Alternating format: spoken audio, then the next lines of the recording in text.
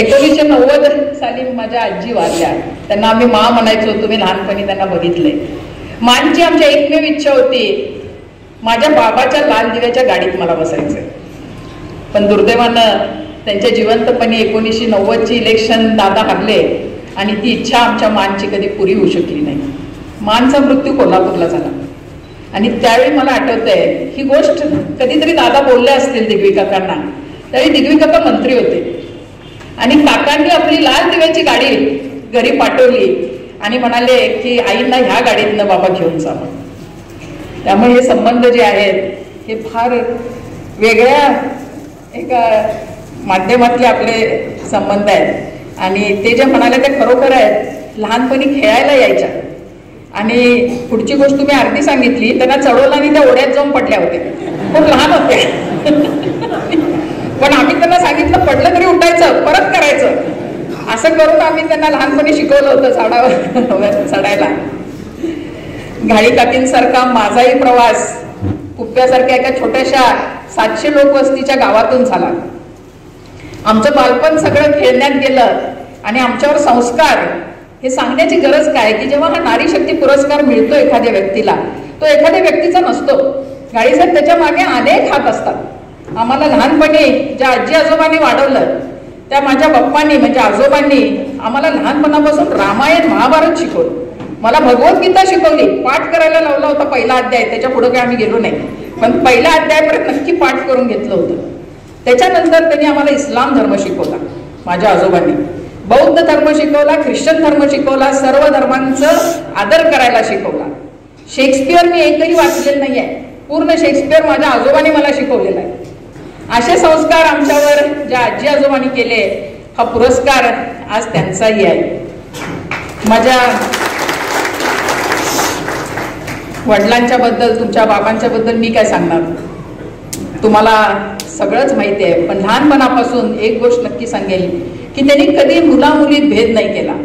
3 मुली होतो आम्ही त्यांच्या, पण त्यांनी असं ठरवलं की आर्थिक परिस्थिती नसतानाही मुलींना शिक्षणाला आपण कोल्हापूरला ठेवायचं आणि आम्हाला तिघींना कोल्हापूरला ठेवलं, चांगल्या शाळेत घातलं. अट एवढीच होती की जे काही मिळवाल आयुष्यात ते मेरिटवर मिळवाल, मी एक पैसा डोनेशन देणार. ही अट दादानी घातली आणि आम्ही तिघी बहिणी खूप अभ्यास केला. मेरिटमध्ये मेडिकल कॉलेजला गेलो. माझा युनिव्हर्सिटीमध्ये रिझल्ट लागला. युनिव्हर्सिटीत फर्स्ट आल्याचं पत्र आलं मला आणि 6 गोल्ड मेडल मिळाले मला त्यावेळी. आणि कन्व्होकेशन सेरेमनी असाच मोठा कार्यक्रम होता शिवाजी विद्यापीठाच्या प्रांगणात. मला आठवतं PC अलेक्झांडर आले होते कन्व्होकेशन सेरेमनीला. कार्यक्रम चालू होता, माझं नाव जाहीर झालं आणि एकापाठोपाठ एक अशी 6 बक्षिसं अनाऊन्स केली. बक्षीस घेताना वळून बघितलं, मोठ्या हॉलमध्ये सगळे टाळ्या वाजवत होते, पण 2 व्यक्ती उभ्या होत्या आणि त्या स्टेजवरून मला त्यांच्या डोळ्यातले अश्रू दिसत होते. ते म्हणजे माझी आई आणि माझे दादा होते. आज काही अशा आठवणी हृदयात कोरल्या गेलेल्या आहेत. त्याच्यानंतर पुढचं शिक्षण झालं, लग्न झालं, नागपूरला गेलो आणि त्याच्यानंतर सगळ्यात परीक्षा घेणारा काळ ठरला तो 2012चं वर्ष. दादांचा अचानक आजारी पडणं, ध्यानीमनी नसताना 45 दिवसाचा जसलोकमधला तो संघर्ष स्वतःच्या डोळ्यांनी बघितला. दादांना कल्पनाही नव्हती. गडिंग्लजला मला वाटतं त्यावेळी APJ अब्दुल कलाम साहेबांचा कार्यक्रम करून दादा गेले होते. त्यांना वाटलंही नव्हतं राजेश की आपण परत कधी येणार नाही. हा शेवटचा कार्यक्रम माझा गडिंग्लजचा. तो संघर्ष बघितला. बघता बघता दादा शेवटची इच्छा व्यक्त करून निघून गेले की माझ्या अस्थिंचं विसर्जन चित्रित कर, मला गंगेला नेऊ नको. म्हणजे राजेश खरंच मला गंगेला नेऊ नकोस, मी जे प्रकल्प केले पाण्यात तिथं माझ्या अस्थिचं विसर्जन कर असं निवडून देणारे माझे वडील, त्यांनी मला घडवलं. जेव्हा आलो परत कुप्प्याला त्यावेळी विषय झाला की उद्या अंत्यसंस्कार करायचे, कुणी करायचे. त्यावेळी माझे धाकटे काका, त्यांचे चिरंजीव तो शिवराज बसलेले आहेत, त्यांनी सांगितलं की बाबा कधी दादांनी मुलगा मुलगी असा भेद नाही केलेला, त्यामुळे अंत्यसंस्कार तू कर. काळजावर दगड ठेवला ते आणि वडिलांचे अंत्यसंस्कार मी केले. त्यावेळी सुभाष बरोबर होता, कुठं बसलाय मला माहित नाही, पण माझ्या वडिलांना वाचनाची प्रचंड आवड. त्यांनी मला सांगितलं होतं की माझी पुस्तकं हॉस्पिटलमध्ये नेताना माझ्या बरोबर पाहिजे. तर सुभाष धावत आला आणि मला म्हणाला की दासामांचं एक पुस्तक त्यांच्याबरोबर जाऊ दे. आणि म्हणून त्याने एक पुस्तक माझ्या हातात दिलं चित्तेवर ठेवायला. त्या पुस्तकाचं नाव होतं रूट्स. ॲलेक्स हॅले नावाच्या एका लेखकाचं, दादांचं अतिशय आवडतं पुस्तक. अनेक वेळा वाचलं त्याने. कारण ते नेहमी म्हणायचे की ज्या जमिनीत आपली मुळं असतात ती जमीन आपल्याला कायम बोलावते. आणि जर त्या मातीशी नातं घट्ट असेल त्या मुळाचं, तो वृक्ष वाटेल तेवढा वाढतो. आणि त्यामुळं आज ती शिकवण, ते पुस्तक दादांच्यावर दिलं, ती शिकवण आमच्या बरोबर राहिली. कठीण प्रसंग होता. दादा गेले होते. पवार साहेबांनी, आपल्याला सर्वांना कल्पना आहे, सांगितलं की आई साहेबांनी उभारलं पाहिजे. आमच्या आई डोक्यावरचा पदर कधी आईंचा खाली नाही, घराचा उंबरा कधी ओलांडला नाही. कसं करायचं, हा एवढा मोठा प्रश्न आमच्या सगळ्यांच्या समोर पडला. हे करायचं की नाही करायचं. पवार साहेब म्हणाले नाही, तुम्हाला करावं लागेल. आईना म्हणाले की नाही ताई, तुम्हाला करायला लागणार आहे. त्यावेळी मनाचा निश्चय केला. आणि मला लहानपणी एक गोष्ट सांगायचे माझे आजोबा, की आपला कसा हनुमान हा देव आहे शक्तीचा, तसा ग्रीक लोकांचा हर्क्युलस म्हणून देव आहे. आणि तो देव शक्तीचा असतो. तर ते सांगायचे, एकदा खूप पाऊस पडला, 2 बैलगाड्या चिखलात अडकल्या. एक शेतकरी गाडीत बसून रडायला लागला आणि म्हणाला की हर्क्युलस माझ्या मदतीला आहे, हर्क्युलस माझ्या मदतीला आहे.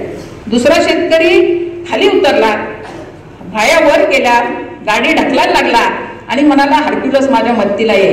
वेगळं सांगायची गरज नाही की हर्क्युलस कुणाच्या मदतीला गेला असेल. तसेच दादांच्या नंतर जेव्हा आम्ही मैदानात उतरायचं ठरवलं, त्यावेळी दादांवर प्रेम करणारे असंख्य शेकडो कार्यकर्ते हर्क्युलस बनून साथीला आले.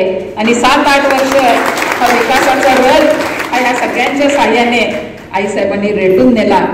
सगळ्यात मोठं संकट, चंदरमध्ये ईव्हीएम सोडून कोणी बोलायला तयार नव्हतं. ही वस्तुस्थिती आहे त्यावेळी हा विषय समजावून घेतला. बाकीचं तर तुम्ही सगळं ह्याच्यावर बघितलेलं आहे.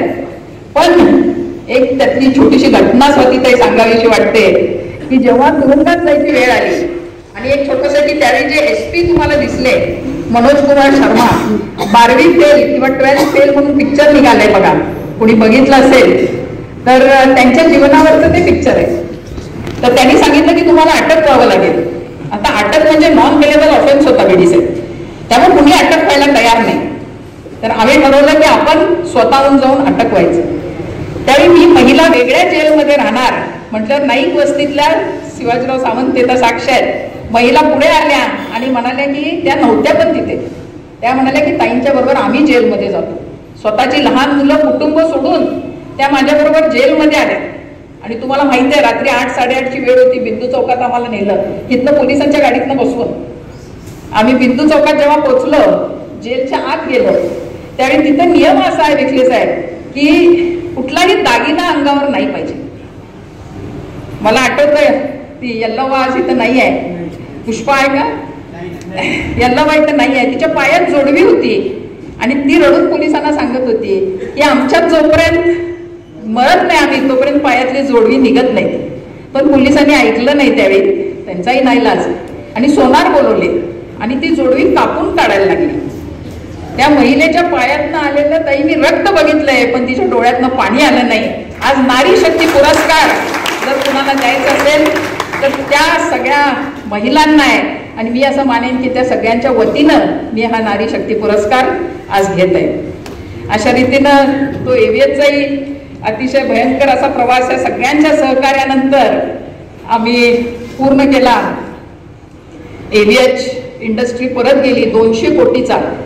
हे एव्हीएच का महत्वाचं आहे, कारण हा सज्जन सिंग जिंदल कारखाना होता. देशातले 3 जर श्रीमंत लोक काढले तरी अतिशय प्रचंड शक्ती ताकद असलेल्या लोकांचा होता. पण रोजा पार्क नावाची एक अमेरिकन स्त्री होती ब्लॅक, तिचं एक वाक्य मला आयुष्यात नेहमी मार्गदर्शन करत येतं की there should be no fear in your mind if you know what is right. जर तुम्हाला माहित असेल की तुम्ही सत्यासाठी लढत आहात तर मनात कुठलीही भीती ठेवू नका, असं हे रोजा पार्कचं वाक्य होतं. रोजा पार्क म्हणजे एक आफ्रिकन स्त्री होती. आणि त्यावेळी 1955ची घटना आहे की त्यावेळी गोऱ्या लोकांना आणि काळ्या लोकांना वेगळे वेगळे बसवायचे बसमध्ये. तर पहिल्या 3 सीटा गोऱ्या लोकांसाठी असायच्या, ती 4थ्या रांगेत बसली होती. पण तरी पुढच्या स्टॉपला काही गोरे लोक चढले आणि त्या ड्रायव्हरने तिला सांगितलं की मागे जाऊन बैस. ही 42 वर्षाची महिला म्हणाली मी मागे बसणार नाही. त्या बसवाल्याने पोलिसांना बोलवलं, तिला अटक केली आणि तिथून ती चळवळ चालू झाली जी मार्टिन लुथर किंगने पुढे नेली. एका महिलेने आवाज उठवला आणि हा काळ्या गोऱ्यांचा भेद साऊथ आफ्रिकेतून नष्ट केला. तसं मला वाटतं की सर्व स्त्रियांच्या वतीने जेव्हा आवाज उठवतो त्यावेळी तो आवाज फक्त एकट्या माझा नसतो, हा आवाज सर्वांचा आवाज असतो. आईच्या कारकिर्दीनंतरचं मोठं संकट आलं ते आमचं वैद्यकीय संकट होतं की ज्यावेळी कोविड चालू झाला त्यावेळी आमचं हॉस्पिटल कोविड हॉस्पिटल म्हणून झालं. घर सोडून आम्ही दोघंही हॉस्पिटलमध्ये राहायचो. जवळजवळ 100-125 पेशंट एका वेळी असायचे आणि मला इतकं ते वाईट वाटायचं की दारात ॲम्ब्युलन्स लागलेल्या असायच्या की कधी एखादा पेशंट मरतो आणि आपल्या पेशंटला बेड भेटतो. इतकी वाईट अवस्था त्यावेळी देशात झाली होती. आणि त्यावेळी नागपूर सेंटर असल्यामुळे सगळे जे UP बिहारचे जे कामगार होते ते चालत नागपूरवरून जायचे. तर आम्ही तिथं टोल नाक्यावर एक कॅम्प केला मेडिकल हेल्थचा आणि येणाऱ्या जाणाऱ्यांना औषध उपचार देणं, पाणी देणं, बिस्किट देणं असं करायचं. त्या एका कॅम्पमध्ये एका ग्रुप बरोबर एक महिला आली. ती 9 महिने प्रेग्नंट होती. तिला तपासल्यावर लक्षात आलं की या महिलेची डिलिव्हरी कुठंतरी लवकरच आहे. तिला विनंती केली की बाई तू थांब इथे, तुझी डिलिव्हरी करून आम्ही तुला तुझं उत्तर प्रदेशमध्ये जिथं गाव आहे तिथं पाठवून देतो. पण त्यावेळी अतिशय घाबरलेले लोक होते. ती अजिबात थांबायला तयार नव्हती. आम्ही चालत का होईना, काय व्हायचं ते उद्या म्हणाली, पण मी माझ्या गावी जाणार. मग आम्ही सर्वांनी पैसे जमा केले. त्या महिलेला एक बस करून दिली कारण त्यावेळी लक्षात आलं की गावी पाठवणं हे जास्ती महत्वाचं आहे. आणि मग ती महिला तिच्या गावी पाठवून दिली. जेव्हा 4-5 दिवसांनी एक फोन आला मला की दीदी मैं पहुंच गई और बच्चा भी ठीक है. मनाला विलक्षण समाधान देऊन जाणाऱ्या ह्या छोट्या छोट्या घटना. इथं आमच्यापेक्षा कौतुक कुणाचं आहे तर त्या स्त्रीच आहे की जी चालत हजारो किलोमीटर आली आणि आपल्या गावी जाण्याची जी जिद्द तिने दाखवली.